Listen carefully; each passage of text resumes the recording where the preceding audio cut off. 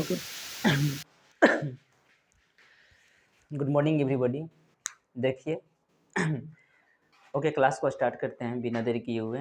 देखिए, आज मैं आप लोग को ना प्रोनाउन का एक्सरसाइज करवाऊंगा। ओके, जो प्रोनाउन पढ़ लिए हैं उनके लिए तो ईजी होगा, और बट जो नहीं पढ़े हैं कोई बात नहीं, मैं यहाँ पे डील करने की कोशिश करूँगा, आप लोग को पूरी तरीके से टोटली कन्विंस करने की कोशिश करूँगा।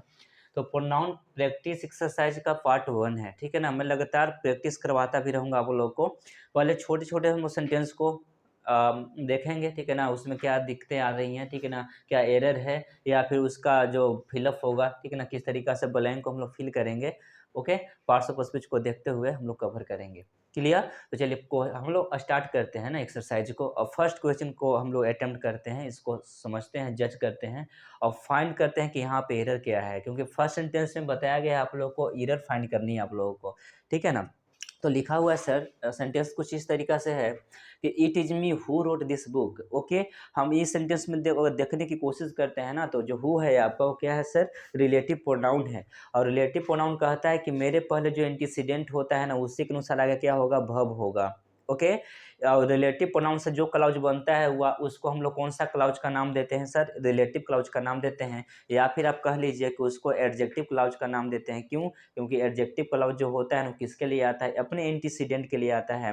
अब एंटीसीडेंट बनने का काम कौन करता है, या तो नाउन करेगा या वरना प्रोनाउन करेगा। ओके, चलिए देखते हैं, समझते हैं। It is me who wrote this book, देखने में तो सेंटेंस पूरी तरीका से एरर फ्री लगता है, बट एक इसमें दिक्कत क्या आ गई ना, कि हम लोग देखिए स्पोकन में तो हम लोग स्पोकन में बोल लेते हैं कि it is me, okay, it is him, it is her, it is them. Okay, ऐसे बोल लेते हैं। लेकिन जो गलती हम अब स्पोकन में करते हैं ना, आई मीन बोलने में करते हैं ना, वो गलती हम लोग ग्रामर में नहीं करेंगे, वरना क्या हो जाएगा, हम लोग मिस्टेक कर देंगे। ओके, देखिए it is me him her them, तो यहाँ पे देखिए जो इज वर्ब आए हुए हैं ना, ये आपको मी हिम और देम के अनुसार नहीं आ रहा है, ये आपको इट के अनुसार आ रहा है। चूंकि इट सिंगुलर होता है तो वर्ब भी क्या होगा, सिंगुलर होगा। लेकिन ये जो होता है ना, ऐसे फ्रेज होते हैं जो इम्फेसाइज करने की काम करते हैं, तो इम्फेसाइज करना हो ना, ठीक है, तो ऐसे हम लोग इट इज के बाद मी हिम हर देम या इट वाज के बाद मी हिम हर देम का प्रयोग, आई मीन टू से ऑब्जेक्टिव केस का प्रयोग नहीं करेंगे, ये गलत हो जाएगा। ये बोलने में स्पोकन में बोल लेते हैं चलेगा, बट ये ग्रामर में गलती होगा, ठीक है। तो हम लोग इसको क्या करेंगे सर, सब्जेक्टिव केस दे देंगे। It is, okay, it is I, it is he, it is she, it is they, it is you, ठीक है ना, ऐसे करके प्रयोग करेंगे। क्योंकि इम्फेसाइज करता है, जोर डालता है, मैं ही तो हूँ, ठीक है ना, या फिर मैं ही हूँ, ठीक है, इम्फेसाइज करके बताना चाहता है कुछ। ओके, तो यहाँ पे देखिए मेरा एरर क्या था सर, एरर क्या था, यहाँ पे मी की जगह क्या हो जाएगा, मी की जगह आई हो जाएगा। अगर यहाँ पे हिज रहता ना तो हम लोग ही कर लेते, अगर हर रहता ना तो हम लोग सी कर लेते, देम रहने पे दे कर लेते, यानी जिसका ऑब्जेक्ट होता है ना उसी का सब्जेक्टिव केस हम लोग क्या करेंगे, अप्लाई करेंगे, यूज करेंगे। तो मी है यहाँ पे ऑब्जेक्ट, तो मी किसका ऑब्जेक्ट होता है, कायदे से आपका आई का होता है, तो यहाँ पे इसको मी की जगह हम लोग क्या रिप्लेस करेंगे, आई को रिप्लेस करेंगे। अब सेंटेंस बिल्कुल क्या हो गया, एरर फ्री हो गया, आप कहीं इसमें दिक्कत नहीं है। आई क्या बना, एंटीसीडेंट बना, एंटीसीडेंट के अनुसार आगे देखिए जो भी आएगा ना वर्ब वगैरह आएगा, क्योंकि पास्ट टेंस है तो पास्ट टेंस कहता है, V2 क्या कहता है कि सब्जेक्ट किसी भी सब्जेक्ट के साथ आ जाएगा। ओके, है ना। अगर यहाँ पे कोई वर्ब रहता ना, अगर V2 के अलावा अगर कोई वर्ब रहता और तो देखा जाता कि सही की गलत, लेकिन ये पास्ट टेंस में है, कह रहा है कि इट इज मी आई, ठीक है ना, मैं ही हूँ जिसने इस किताब को लिखा था। क्लियर, इसमें कोई दिक्कत नहीं है, छोटी सी सेंटेंस थी, आप खुद कर सकते थे अगर पढ़े होंगे तो। लेकिन ये चीज को याद रखेंगे कि इट इज के बाद इट वाज के बाद जब भी आएगा तो सब्जेक्टिव केस आएगा, ऑब्जेक्टिव केस नहीं आएगा। अब इससे बहुत क्वेश्चन पूछे हुए हैं। Next one, okay, all of blank, all of blank will कम। अब आप यहाँ पे क्या करेंगे, यानी जो ब्लैंक है ऑफ के बाद आप क्या दोगे, सब्जेक्ट दोगे कि आप ऑब्जेक्ट रखोगे। ओके, ठीक है ना, ठीक है। तो देखिए all of blank will come, we या अस। ओके, आइए समझते हैं। हम लोग जानते हैं क्या ना कि प्रीपोजिशन के बारे में हम लोगों ने पढ़ रखा है, या फिर मैं बता रखा ऑलरेडी आप लोगों को कि कि जब भी प्रीपोजिशन आएंगे ना, तो प्रीपोजिशन के बाद क्या आते हैं, उसका ऑब्जेक्ट आते हैं। और ऑब्जेक्ट बनने का काम कौन करता है सर, ऑब्जेक्ट बनने का काम या तो नाउन करता है या फिर प्रोनाउन करता है। ओके, तो जो भी प्रोनाउन और नाउन आएगा ना, किसके बाद, प्रीपोजिशन के बाद, वो क्या बनता रहेगा, ऑब्जेक्ट बनता रहेगा। किसका ऑब्जेक्ट बनेगा सर, प्रीपोजिशन का। तो ऑफ क्या है आपका, ऑफ प्रीपोजिशन है, और प्रीपोजिशन के बाद ऑब्जेक्ट आता है, यानी ऑब्जेक्टिव के साथ आते हैं, तो यहाँ पे सबसे पहले तो सब्जेक्ट कट गया, तो बच्चा क्या चीज, ऑब्जेक्ट।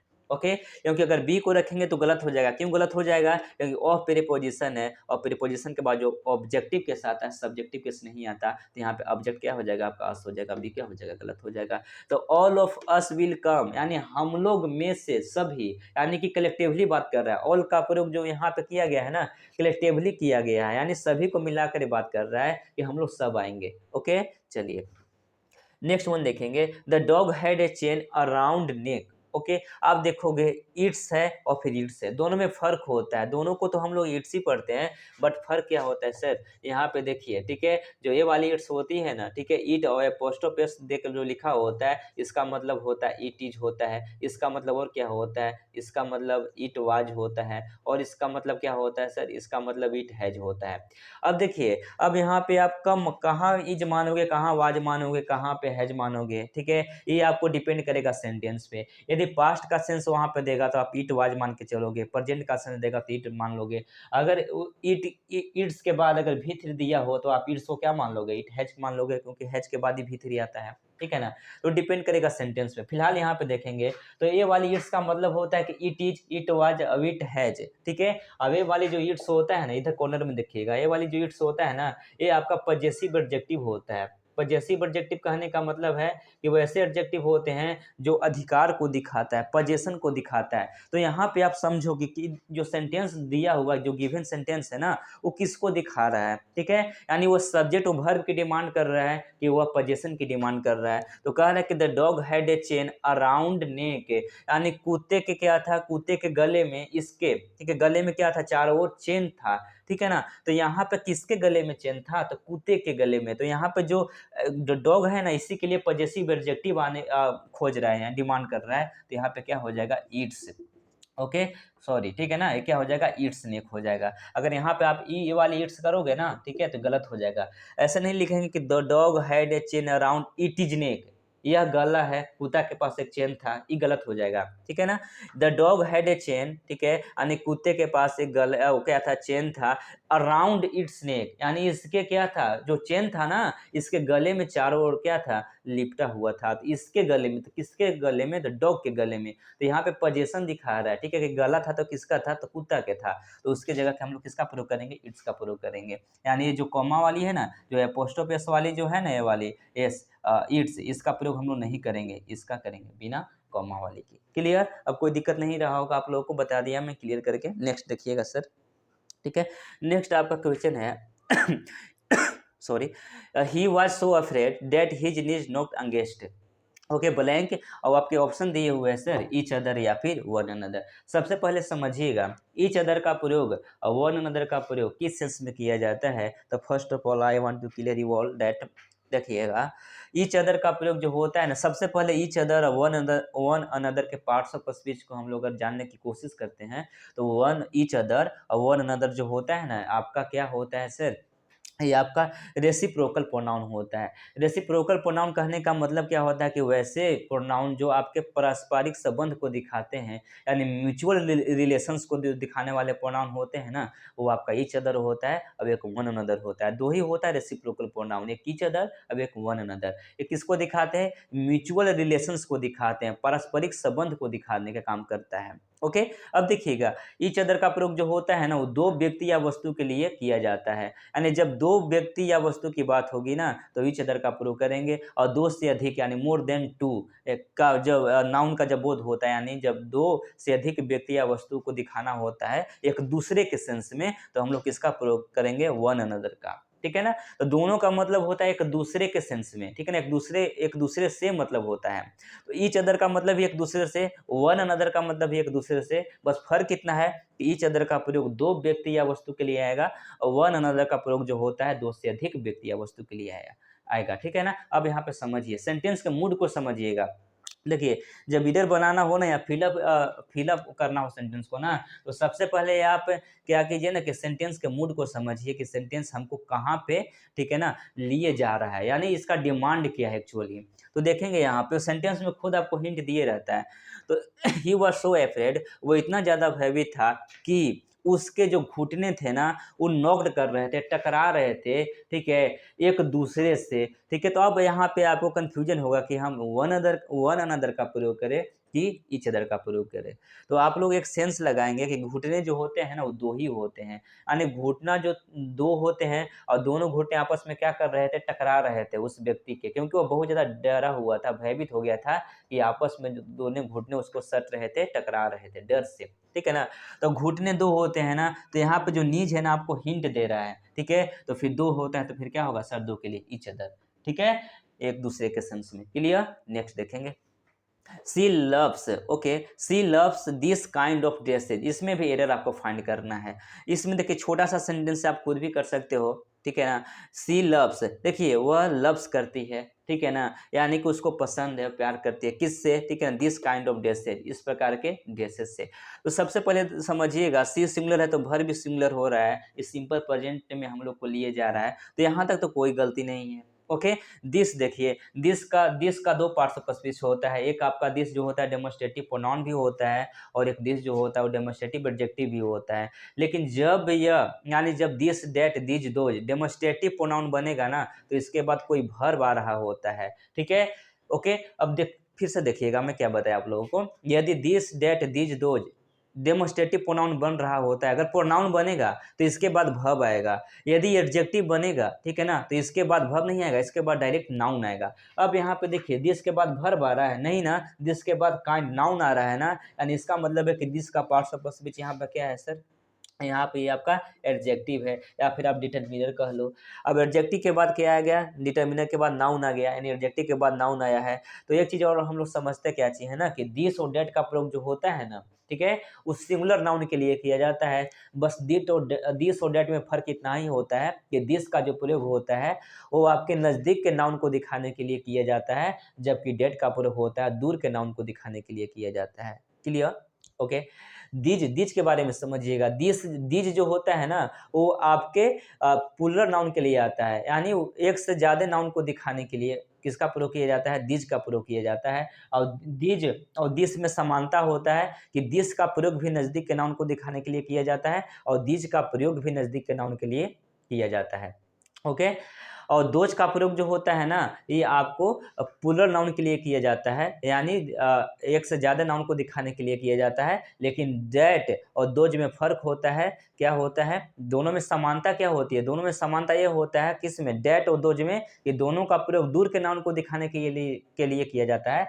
जबकि दैट का प्रयोग जो होता है ना वो दूर को दिखाने के लिए नाउन के लिए किया जाएगा, लेकिन सिंगुलर नाउन को दिखाएगा। और दोज का प्रयोग जो होगा ना ये भी दूर के नाउन के लिए आएगा, लेकिन यह प्लुरल नाउन को दिखाएगा, ठीक है ना। तो दिस और डेट बहुत सिंपल होता है, दिस और दिस का प्रयोग नजदीक के नाउन को दिखाने के लिए, और डेट और दोज का प्रयोग जो होता है वो दूर के नाउन को दिखाने के लिए। लेकिन दिस के बाद नाउन सिंगुलर आएगा, और डेट के बाद भी नाउन सिंगुलर आएगा, लेकिन दिस और दोज के बाद जो नाउन आएगा ना वो प्लुरल आएगा। तो देखिए दिस आपका सिंगुलर एडजेक्टिव होता है, तो इसके बाद नाउन भी सिंगुलर आना चाहिए, लेकिन नाउन यहाँ पे देखिए हम लोग प्लुरल बना के रखे हैं, काइंड्स करके रखे हैं, तो यहीं पे गलती हो गया, क्योंकि दिस और डेट के बाद जो नाउन आएगा ना वो सिंगुलर आएगा, तो यहाँ पे क्या हो जाएगा, सीधा सीधी काइंड हो जाएगा।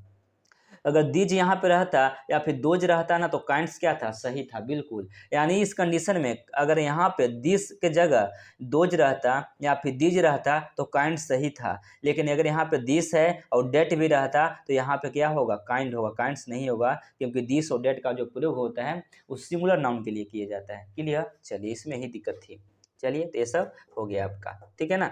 अब 6th क्वेश्चन देखेंगे, one must do his duty himself. Okay, अगर आपने प्रोनाउन पढ़ रखा होगा तो आप लोग वहाँ पे वन का प्रयोग पढ़े होंगे, ठीक है ना।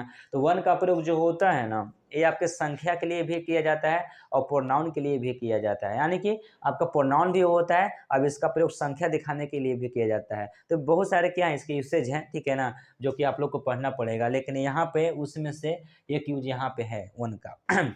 तो देखेंगे वन का प्रयोग जब प्रोनाउन के सेंस में किया जाता है ना, ठीक है, और एवरीबॉडी के सेंस में, यानी जब वन प्रत्येक लोगों को दिखा रहा होता है ना, तो वन का जो पॉजेसिव एडजेक्टिव होता है वो वंस होता है।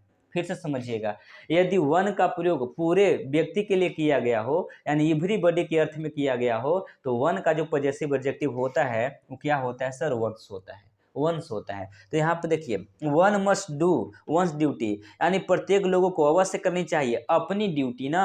तो वन है तो वन के लिए, अपना के लिए जो वर्ड आएगा पॉजेसिव एडजेक्टिव आएगा, हिज थोड़ी ना आएगा, क्या आएगा, वंस आएगा। ओके।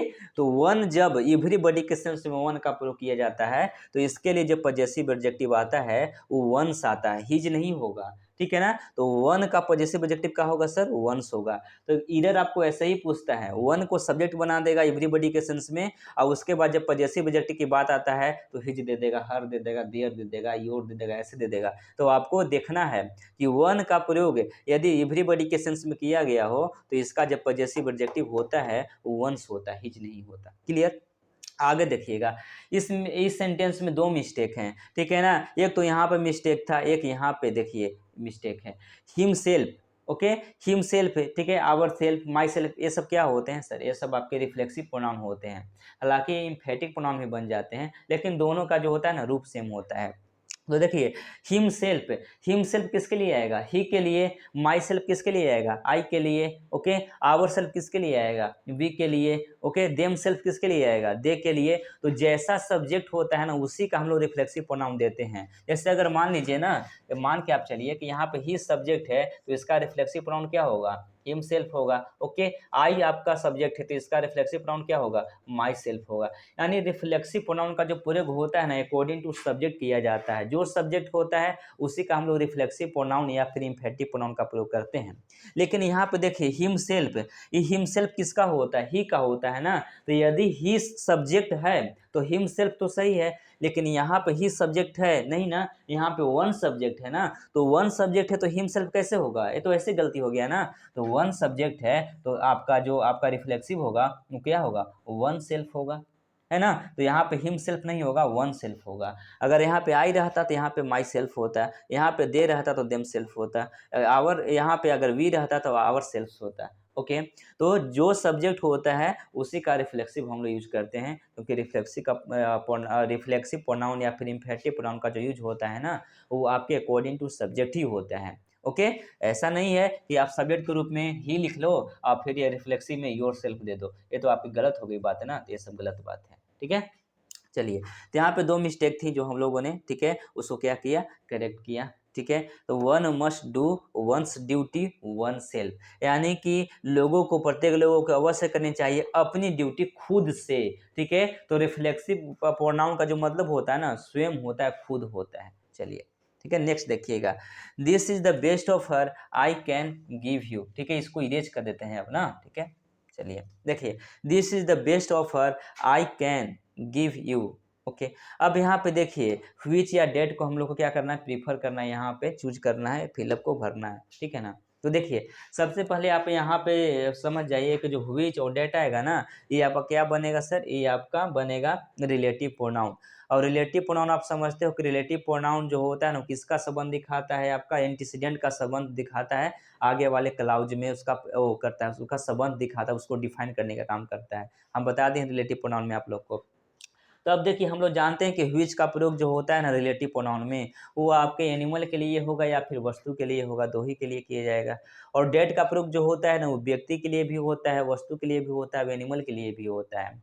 लेकिन एक चीज़ और होता है क्या ना कि यदि डेट रिलेटिव प्रोनाउन के रूप में डेट लिखा हो और उसके एंटीसीडेंट, ठीक है, रिलेटिव प्रोनाउन के रूप में डेट लिखा हो और उसके एंटीसीडेंट के पहले सुपरलेटिव डिग्री का प्रयोग किया गया हो, इफ का प्रयोग किया गया, ओनली का प्रयोग किया गया हो, ठीक है ना, या फिर ये ठीक है, लिटिल का प्रयोग किया गया हो, फ्यू का प्रयोग किया गया हो, तो जो ये सब वर्ड आखिर इम्फेसाइज डाल देते हैं, जोर डालने लगते हैं, तब ठीक है ना, तब रिलेटिव प्रोनाउन के रूप में जब भी आएगा तो डेट ही आएगा। कहने का मतलब क्या है ना मेरा कि जब एंटीसीडेंट लिखा हो और उस एंटीसीडेंट के पहले कोई सुपरलेटिव डिग्री आ जाए या फिर लिटिल आ जाए, फ्यू आ जाए, नथिंग आ जाए, ठीक ना, समथिंग आ जाए, ये सब आ जाते हैं ना तो क्या करने लगते हैं, इम्फेसाइज करने लगते हैं, जोर डालने लगते हैं सेंटेंस पे। और ऐसे कंडीशन में जब भी रिलेटिव प्रोनाउन आएगा ना तो डेट आएगा, व्हिच नहीं आएगा, ठीक है। तो यहाँ पे क्या होगा, डेट होगा। क्यों, क्योंकि यहाँ पे देखिए this is the best offer, offer तो है लेकिन कैसी है, बेस्ट है ना। तो यहाँ पे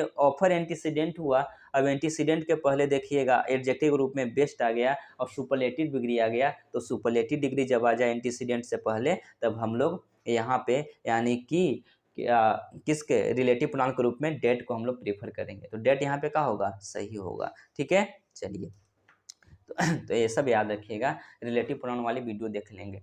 नेक्स्ट देखिएगा, I enjoy at the party, okay, I enjoy at the party, इसको हम इरेज करते हैं, I enjoy in the party. तो यहाँ पे आपको एरर फाइंड करनी है। इस सेंटेंस में यानी जो गिवन सेंटेंस दिया गया इसमें एरर कहाँ पे है। Okay, I enjoy at the party. तो सबसे पहले समझिएगा, यदि आप लोग को प्रोनाउन पढ़ाया गया होगा या फिर आप लोग खुद से पढ़े भी होंगे, ठीक है ना, तो उसमें कहीं ना कहीं आप रिफ्लेक्सिव प्रोनाउन में एक चीज़ पढ़े होंगे, कुछ ऐसे वर्ब होते हैं, कुछ ऐसे वर्ब होते हैं जो क्या लेते हैं, अपने बाद ऑब्जेक्ट लेते हैं। यदि उनके बाद ऑब्जेक्ट नहीं होता है ना, तो ऑब्जेक्ट के कंडीशन को फुलफिल करने के लिए हम लोग किसका प्रयोग कर देते हैं, रिफ्लेक्सिव प्रोनाउन का प्रयोग किया जाता है। ठीक है ना, फिर से सुनिएगा, once again I want to repeat that. ठीक है, मेरा कहने का मतलब है सर कि कुछ ऐसे वर्ब होते हैं, ठीक है, जो अपने बाद ऑब्जेक्ट लेते हैं। यदि उन सभी वर्ब के बाद ऑब्जेक्ट नहीं आता है ना, तो ऑब्जेक्ट के कंडीशन को फुलफिल करने के लिए हम लोग रिफ्लेक्सिव प्रोनाउन का प्रयोग कर देते हैं। और रिफ्लेक्सिव प्रोनाउन वही होगा जो सब्जेक्ट होगा, उसी का रिफ्लेक्सिव प्रोनाउन होगा। आइए समझते हैं हम लोग। देखिए, इंजॉय, ओके, इंजॉय ऐसा वर्ब होता है जो अपने बाद ऑब्जेक्ट लेगा। अगर ऑब्जेक्ट नहीं रहेगा ना, तो जो सब्जेक्ट रहेगा ना उसी का रिफ्लेक्सिव प्रोनाउन यहाँ पे दे देंगे। ठीक है, इंजॉय हो गया, इंट्रोड्यूस हो गया, इंट्रोड्यूस हो गया। ठीक है, उसके बाद क्या हो गया, उसके बाद आपका प्रेजेंट हो जाएगा, अब्सेंट हो जाएगा। ओके, अब्सेंट हो जाएगा, बिजी हो जाएगा। ठीक है, इस तरीक़ा से आपके बहुत सारे क्या हो जाएंगे, वर्ड हो जाएंगे जो क्या लेंगे, रिफ्लेक्सिव प्रोनाउन लेंगे। कब, जब ऑब्जेक्ट इनके बाद नहीं रहेगा तब। आइए सेंटेंस को समझते हैं। I enjoy at the party. देखिए इंजॉय आ गया ना, ठीक है, अब यहाँ पे वर्ड लिखा हुआ है इंजॉय। अब इंजॉय आ गया तो इसके बाद ऑब्जेक्ट होना चाहिए ना, लेकिन आगे देखिएगा एट द पार्टी लिखा हुआ है। तो आप कहेंगे क्या, ऑब्जेक्ट तो यहाँ पे है नहीं, यहाँ पे ऑब्जेक्ट नहीं है। ठीक है, ऑब्जेक्ट है लेकिन इंजॉय का नहीं है, प्रीपोजिशन का है। आगे देखेंगे, देखिए एट क्या हुआ, एट प्रीपोजिशन हुआ, और प्रीपोजिशन के बाद जब भी आता है तो क्या आता है, ऑब्जेक्ट आता है। ठीक है, तो जो पार्टी जो हुआ नहीं, नाउन हुआ। ठीक है, नाउन हुआ, और नाउन के काम बनना क्या होता है, या तो नाउन सब्जेक्ट बनता है या फिर ऑब्जेक्ट बनता है। तो नाउन यहाँ पे ऑब्जेक्ट का काम कर रहा है, ये ऑब्जेक्ट बन रहा है, लेकिन ये ऑब्जेक्ट इंजॉय का नहीं बन रहा है। ये किसका ऑब्जेक्ट बन रहा है, इस प्रीपोजिशन का ऑब्जेक्ट बन रहा है। ठीक है ना, चलिए इस सेंटेंस को हम यहाँ पे लिख कर बताते हैं आप लोग को। ठीक है, देखिए लिखा हुआ है आई इंजॉय। ठीक है, मैंने इंजॉय किया एट द पार्टी, पार्टी में। अब देखिए मैंने क्या इंजॉय किया, ये नहीं दिया है। आई इंजॉय व्हाट, मैंने क्या इंजॉय किया, नहीं दिए हुए। मैंने कहाँ इंजॉय किया, पार्टी में इंजॉय किया। ठीक है, तो यहाँ पे देखिए एट क्या हुआ, प्रीपोजिशन हुआ, और प्रीपोजिशन के बाद जो नाउन आया ना, ये ऑब्जेक्ट किसका बना, प्रीपोजिशन का ऑब्जेक्ट बन गया, वर्ब का थोड़ी ना ऑब्जेक्ट बना। प्रीपोजिशन के बाद आने वाले नाउन प्रीपोजिशन का ऑब्जेक्ट बन जाते हैं। ठीक है, तो जो पार्टी हुआ, जो द पार्टी हुआ ना, किसका ऑब्जेक्ट बन गया, प्रीपोजिशन एट का। लेकिन हम लोग इंजॉय का तो यहाँ पे ऑब्जेक्ट दिए नहीं, यानी इंजॉय का तो यहाँ पे ऑब्जेक्ट है नहीं, तो सेंटेंस क्या हो गया, सेंटेंस तो गलत हो गया ना, क्योंकि इंजॉय आ गया तो अपने बात तो ऑब्जेक्ट लेगा ही। ठीक है, तो ऑब्जेक्ट तो आया नहीं, तो अब हम लोग इसको सुधारने के लिए क्या करेंगे, तो इसको ऐसे कर दीजिए आप, आई इंजॉयड। ओके, आई इंजॉय, ठीक है ना, your self. Okay, your self at the party. Okay, at the party. अब बताइए सेंटेंस अभी सही है कि गलत है, नहीं अभी भी गलत सेंटेंस है। क्यों गलत है, क्योंकि हम लोग रिफ्लेक्सिव प्रोनाउन तो दिए, लेकिन इस सब्जेक्ट का रिफ्लेक्सिव प्रोनाउन नहीं दिए। जे हम आप लोगों को क्या बताएं पीछे वाले क्वेश्चन में, कि जो सब्जेक्ट होता है ना उसी का रिफ्लेक्सिव प्रोनाउन आता है। अब सब्जेक्ट आई है, अब रिफ्लेक्सिव प्रोनाउन यू का दे दिए, ये तो गलत बात है ना। ठीक है, जो सब्जेक्ट रहेगा उसी का नहीं रिफ्लेक्सिव दे देंगे, तो यहाँ पे योर सेल्फ कटेगा और फिर क्या आएगा sir, my self. Okay, my self. अब सेंटेंस क्या हुआ, सही हुआ। यानी इंजॉय का जो ऑब्जेक्ट हुआ ना, ये माई सेल्फ बन गया, और वेट का जो ऑब्जेक्ट है ये द पार्टी बन गया। ठीक है, तो प्रीपोजिशन भी अपना ऑब्जेक्ट लिए हुए है, और भर भी अपना ऑब्जेक्ट माई सेल्फ ले लिया। ठीक है ना, तो आप लोग को आया समझ में। ठीक है, तो सेंटेंस में यही दिक्कत था, क्योंकि इंजॉय इंट्रोड्यूस के बाद आने वाले जो वर्ब होता है वो ऑब्जेक्ट लेता है। जैसे आप लोग एग्जाम्पल देके हम बताते हैं। देखिए, ही, ओके, ही इंट्रोड्यूस्ड, ठीक है, टू द प्रिंसिपल। देखिए उसने क्या किया, इंट्रोड्यूस किया। ठीक है, किसको किया, प्रिंसिपल के सामने किया। कहने का मतलब ये है, ठीक है ना, कि उसने परिचय तो दिया, किसको दिया, प्रिंसिपल को दिया, लेकिन किसका परिचय दिया, ये तो दिया ही नहीं ना, है ना। देखिए इंट्रोड्यूस है, वर्ब है, इंट्रोड्यूस के बाद क्या आना चाहिए, ऑब्जेक्ट आना चाहिए ना, लेकिन यहाँ पे हम लोग दे दिए क्या चीज, प्रीपोजिशन। और प्रीपोजिशन, फिर प्रीपोजिशन के बाद जो भी नाउन आएगा ये किसका ऑब्जेक्ट बन जाएगा, ये तो ऑब्जेक्ट बन गया आपका किसका, इस प्रीपोजिशन का। तो इस वर्ब का तो ऑब्जेक्ट नहीं ना मिला, इस वर्ब को जब तक हम लोग ऑब्जेक्ट नहीं देंगे तब तक सेंटेंस तो क्या हो जाएगा, गलत हो जाएगा। तो यहाँ पे क्या हो गया, गलत हो गया। ओके, अब इस सेंटेंस को सुधारिए, तो इस सेंटेंस ऐसे सुधरेगा। ठीक है ना, ही इंट्रोड्यूस्ड, ओके, इंट्रोड्यूस्ड, क्या, ठीक है ना, ठीक है, he introduce himself, okay, himself to the principal, okay, principal, समझे ना।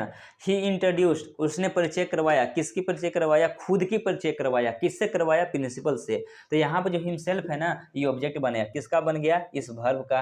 अब ये जो प्रिंसिपल है ना, ये भी ऑब्जेक्ट बना, किसका, इस प्रीपोजिशन का, ठीक है। तो बिना ऑब्जेक्ट के यहाँ था इंट्रोड्यूस, इसलिए क्या हो गया, आपका गलत हो गया, ठीक है। लेकिन यहाँ पे जो इंट्रोड्यूस है अपना ऑब्जेक्ट लिए हुए, किसको, हिमसेल्फ को, यानी परिचय खुद के करवाया। आगे देखिएगा, इसी सेंटेंस को ऐसे भी तो लिख सकते हैं कि ही इंट्रोड्यूस, ही इंट्रोड्यूस्ड, किसको, ठीक है ना, Ram, okay, to the principal. अब सेंटेंस को देखिए और बोलिए कि सेंटेंस सही है कि गलत है, ठीक है। ये सेंटेंस बिल्कुल सही है, कहीं इसमें दिक्कत नहीं है। क्यों, क्योंकि देखिए ही इंट्रोड्यूस, उसने क्या किया, परिचय करवाया, किसकी करवाया, राम की, किससे करवाया, प्रिंसिपल से, ठीक है। तो यहाँ पे जो प्रिंसिपल हुआ ये ऑब्जेक्ट बना, किसका, इस पोजीशन का, लेकिन राम जो है ऑब्जेक्ट बना, किसका, इस आपका वर्ब का, ठीक है। तो इस वर्ब को ऑब्जेक्ट मिल गया, तो अब रिफ्लेक्सिव का क्या करेंगे, यूज नहीं करेंगे, ठीक है। यानी जब इस वर्ब का, जो मैं वर्ब लिखा था एंजॉय एब्सेंट प्रेजेंट, अगर ऑब्जेक्ट ले लिया तब तो रिफ्लेक्सिव का कोई जरूरत नहीं है।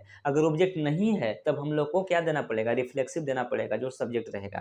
तो यहाँ पे ऑलरेडी ऑब्जेक्ट आ गया ना, तो अब रिफ्लेक्सिव का प्रयोग नहीं करेंगे ना, तो फिर गलत हो जाएगा, ठीक है। तो ऑलरेडी ऑब्जेक्ट आ गया, अब कोई दिक्कत नहीं है, सेंटेंस सही है, ठीक है। ऐसा पीछे वाला सेंटेंस में देखिएगा, आई इंजॉय, ठीक है, I enjoyed the party, okay, the party. अब बताइए सेंटेंस सही है कि गलत है, बिल्कुल सही है ना, क्योंकि मैंने इंजॉय किया, क्या इंजॉय किया, पार्टी को इंजॉय किया। तो यहाँ पे इंजॉय का ऑब्जेक्ट क्या आ गया, द पार्टी आ गया, तो अब तो सही है। लेकिन देखिए क्या दिक्कत है इसमें, देखिए I enjoy at the party, हम लोग इंजॉय के बाद डायरेक्ट पार्टी नहीं लिख रहे थे, एट द पार्टी लिख रहे थे, तो बीच में प्रीपोजिशन को पुट कर दे रहे थे। तो प्रीपोजिशन के बाद आने वाला जो पार्टी था ना, ये प्रीपोजिशन का ऑब्जेक्ट बन जा रहा था, इस सब्जेक्ट का ऑब्जेक्ट नहीं बन पा रहा था। लेकिन यहाँ पे जब एट को हटा दिए ना, तो इंजॉय का डायरेक्ट ऑब्जेक्ट कौन बन गया, द पार्टी बन गया, ठीक है। यानी यहाँ पे सेंटेंस क्या है, बिल्कुल एरर फ्री है, कोई दिक्कत नहीं है, क्योंकि इंजॉय का ऑब्जेक्ट कौन बन गया, द पार्टी बन गया।